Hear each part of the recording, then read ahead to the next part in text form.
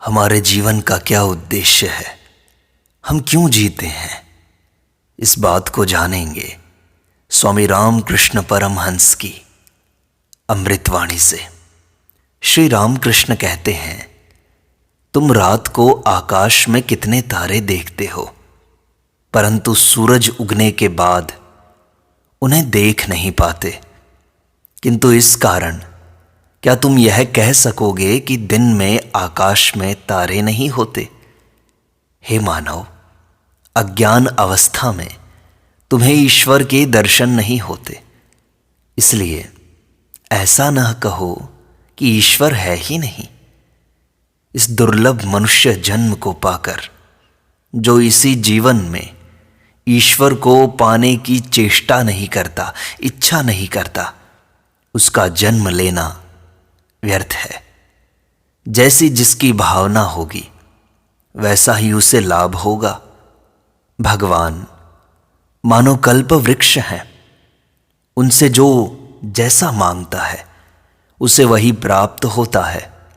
गरीब का लड़का पढ़ लिख कर तथा कड़ी मेहनत करके हाई कोर्ट का जज बन जाता है और मन ही मन सोचता है, अब मैं मजे में हूं, मैं उन्नति के सर्वोच्च शिखर पर आ पहुंचा हूं, अब मुझे बहुत आनंद है। भगवान भी तब कहते हैं, तुम मजे में ही रहो।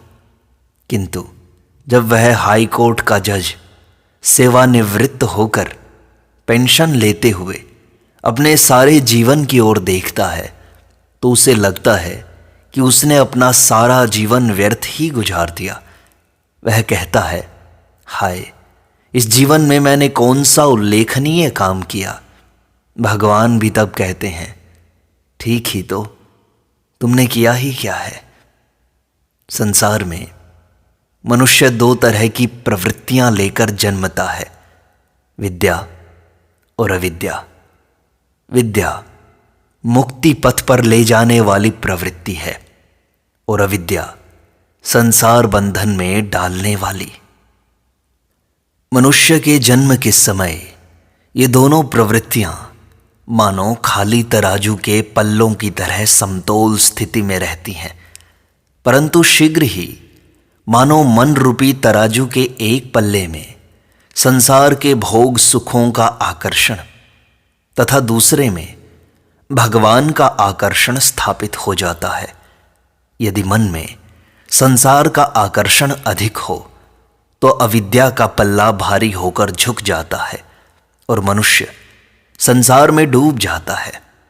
परंतु यदि मन में भगवान के प्रति अधिक आकर्षण हो तो विद्या का पल्ला भारी हो जाता है और मनुष्य भगवान की ओर खिंचता चला जाता है।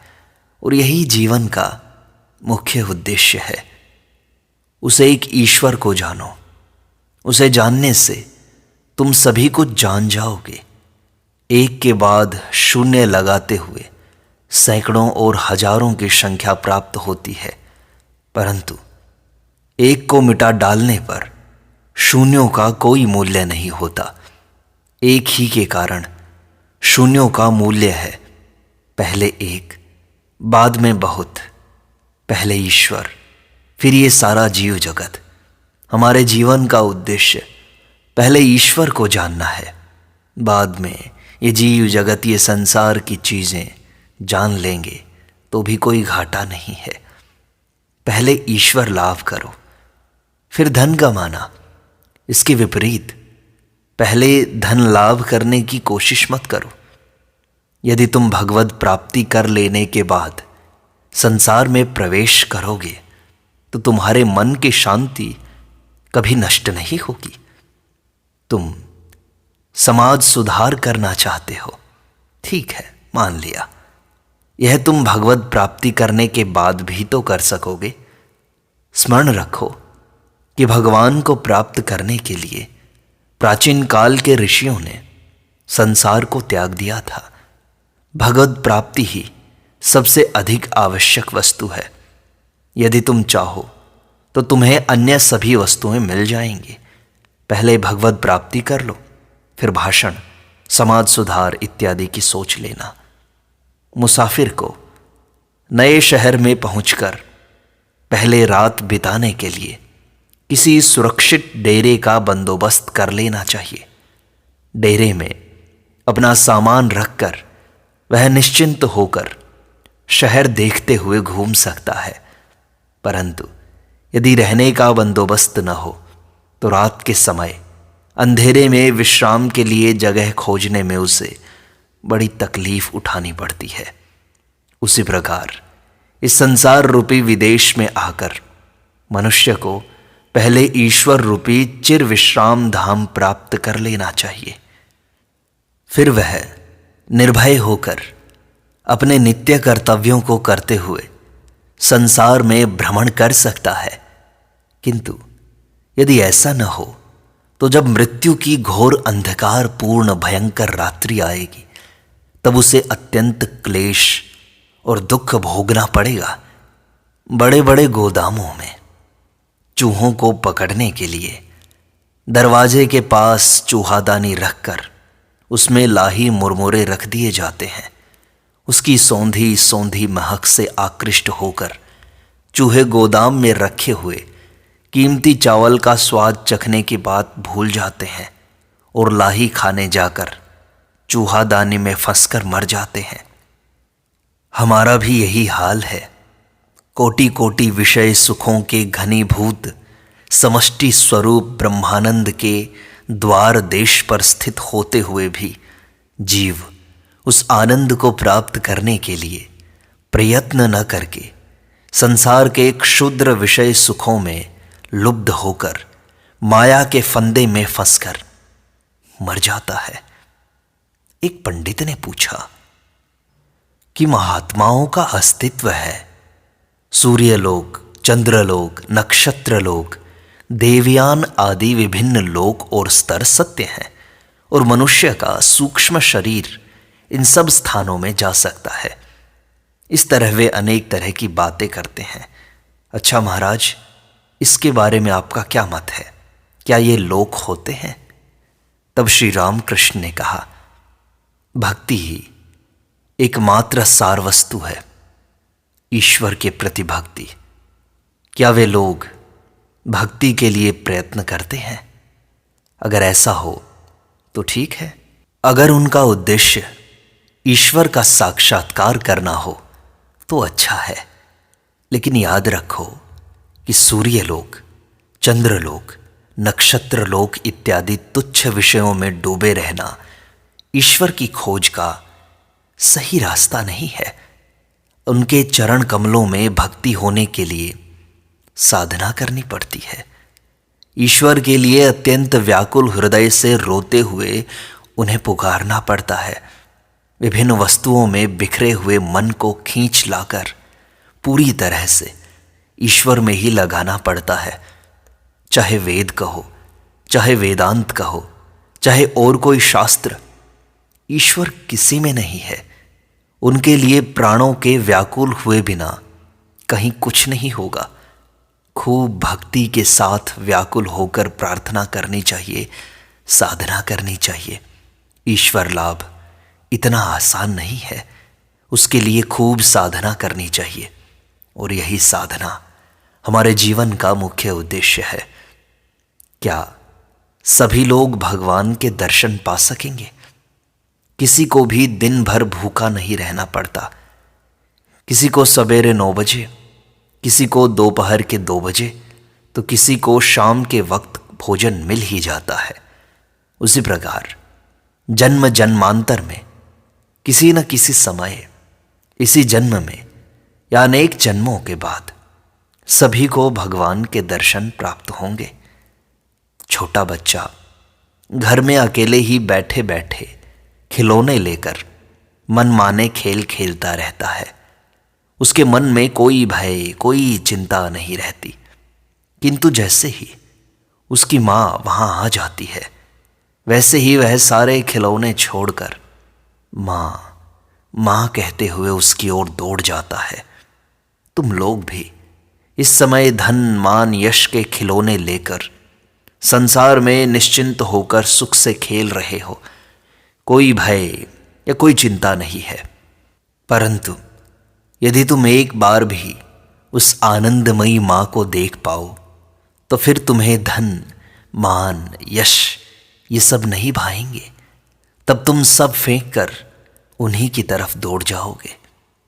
समुद्र में अनेक रत्न हैं, पर उन्हें पाने के लिए तुम्हें कठिन परिश्रम करना होगा। यदि एक ही डुबकी में तुम्हें रत्न नहीं मिलते तो समुद्र को रत्न से रहित मत समझ बैठो। बार बार डुबकी लगाओ। डुबकी लगाते लगाते तुम्हें अंत में रत्न मिल जाएगा। उसी प्रकार भगवत प्राप्ति के पथ में यदि तुम्हारे शुरू के प्रयत्न असफल सिद्ध हों, यदि थोड़ी साधना करके तुम्हें ईश्वर के दर्शन न हो, तो हताश न हो जाओ। धीरज के साथ साधना करते रहो। अंत में ठीक समय पर तुम्हें उनके दर्शन अवश्य होंगे। चैतन्य स्वरूप, आनंद स्वरूप ईश्वर का ध्यान करो, तुम्हें आनंद प्राप्त होगा। यह आनंद वास्तव में नित्य ही विद्यमान है, किंतु अज्ञान के द्वारा आच्छन्न होकर वह मानो लुप्त हो गया है। इंद्रिय भोग्य विषयों के प्रति तुम्हारा आकर्षण जितना कम होगा, ईश्वर के प्रति तुम्हारा अनुराग उतना ही बढ़ता जाएगा। केवल धन संचय करके कोई धनी नहीं होता। ठीक ठीक धनी का लक्षण यह है कि उसके घर में हर एक कमरे में दिया जलता है। गरीब आदमी इतना तेल खर्च नहीं कर पाता, इसलिए वह इतने दियों का प्रबंध नहीं कर सकता। देह मंदिर को भी अंधेरे में नहीं रखना चाहिए, उसमें ज्ञान का दीप जलाना चाहिए।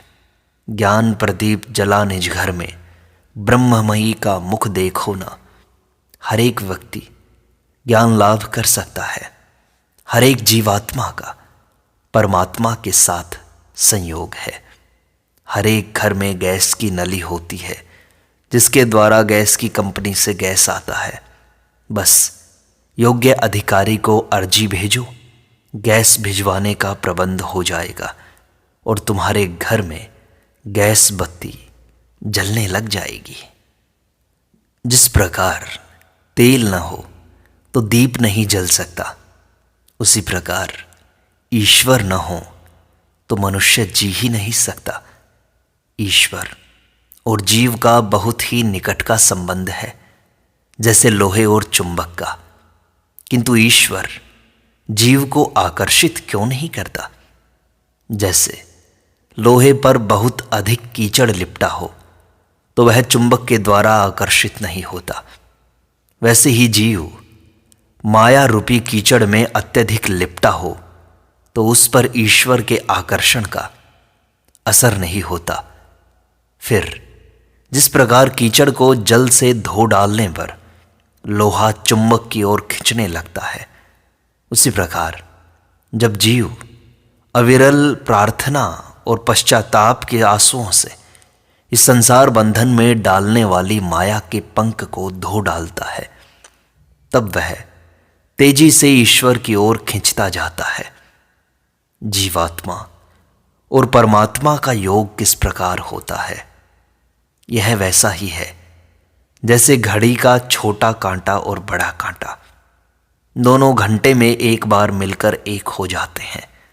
जीवात्मा और परमात्मा दोनों परस्पर संबंध तथा एक दूसरे पर आश्रित हैं। यद्यपि साधारणतया दोनों अलग प्रतीत होते हैं, तथापि अनुकूल अवस्था के प्राप्त होते ही वे एक होकर जुड़ जाते हैं। माया पाश में बंधा हुआ आत्मा जीव है और उस पाश से, उस बंधन से मुक्त हुआ आत्मा ही ईश्वर है, शिव है। उसी को पाना ही हमारे जीवन का मुख्य उद्देश्य है। अपने बंधनों को काट डालना ही हमारे जीवन का मुख्य उद्देश्य है। जीवात्मा और परमात्मा का संबंध किस प्रकार का है? जिस प्रकार जल प्रवाह में एक पटिया अड़ा देने से जल के दो भाग हो जाते हैं, उसी प्रकार एक अखंड परमात्मा माया की उपाधि के कारण जीवात्मा और परमात्मा के रूप में द्विधा विभक्त हुआ सा प्रतीत होता है। पानी और बुलबुला वस्तुतः एक ही है। बुलबुला पानी में ही उत्पन्न होता है, पानी में ही रहता है और अंत में पानी में ही समा जाता है। उसी प्रकार जीवात्मा और परमात्मा वस्तुतः एक ही हैं। उनमें अंतर केवल उपाधि के तारतम्य का है। एक सीमित है, दूसरा असीम है। एक आश्रित है तो दूसरा स्वतंत्र है। जीव के अस्तित्व की कल्पना वैसी ही है जैसे कोई गंगा का कुछ भाग घेर ले और कहे कि यह तो हमारी निजी गंगा है। पारे के सरोवर में यदि एक शीशे का टुकड़ा छोड़ दिया जाए तो वह भी पारा बन जाता है। उसी प्रकार ब्रह्म सागर में मग्न होकर जीव अपने सीमित अस्तित्व को खोकर ब्रह्मरूप हो जाता है। ईश्वर अनंत है और जीव अंत सहित। भला अंत सहित जीव अनंत ईश्वर की धारणा कैसे कर सकता है? यह तो मानो नमक की गुड़िया का समुद्र की गहराई नापने का सा प्रयास है। नमक की गुड़िया समुद्र की गहराई का थाह लेने के लिए ज्यों ही पानी में उतरी त्यों ही घुलकर विलीन हो गई। उसी प्रकार जीव भी ईश्वर की थाह लेने, उन्हें जानने जाकर अपना पृथक अस्तित्व खो बैठता है तथा ईश्वर के साथ एक रूप हो जाता है। ईश्वर स्वयं ही मनुष्य के रूप में लीला करते हैं। वे बड़े जादूगर हैं। यह जीव जगत, इस प्रकार का ये इंद्रजाल उन्हीं के जादू का खेल है। केवल जादूगर ही सत्य है, जादू तो मिथ्या है। मनुष्य की देह मानो एक हांडी है और मन, बुद्धि, इंद्रियां मानो पानी, चावल और आलू। हांडी में पानी, चावल और आलू छोड़कर उसे आग पर रख देने से वे तप्त हो जाते हैं और कोई अगर उन्हें हाथ लगाए तो उसका हाथ जल जाता है। वास्तव में जलाने की शक्ति हांडी, पानी, चावल या आलू में से किसी में नहीं है। वह तो उस आग में है, फिर भी उनसे हाथ जल जाता है। इसी प्रकार मनुष्य के भीतर विद्यमान रहने वाली ब्रह्म शक्ति के कारण ही मन, बुद्धि, इंद्रियां ये कार्य करती हैं और जैसे ही इस ब्रह्म शक्ति का अभाव हो जाता है वैसे ही ये मन, बुद्धि, इंद्रियां निष्क्रिय हो जाती हैं। जीव वास्तव में सच्चिदानंद स्वरूप है, किंतु अहम भाव के कारण वह विभिन्न उपाधियों में उलझकर अपने यथार्थ स्वरूप को भूल बैठा है। यही जीवन का उद्देश्य है कि हम अपने यथार्थ स्वरूप को पहचान लें, अहम भाव को हटाकर अपने आप को ईश्वर को समर्पित कर दें। जीवन का सार, जीवन का उद्देश्य यही तो है।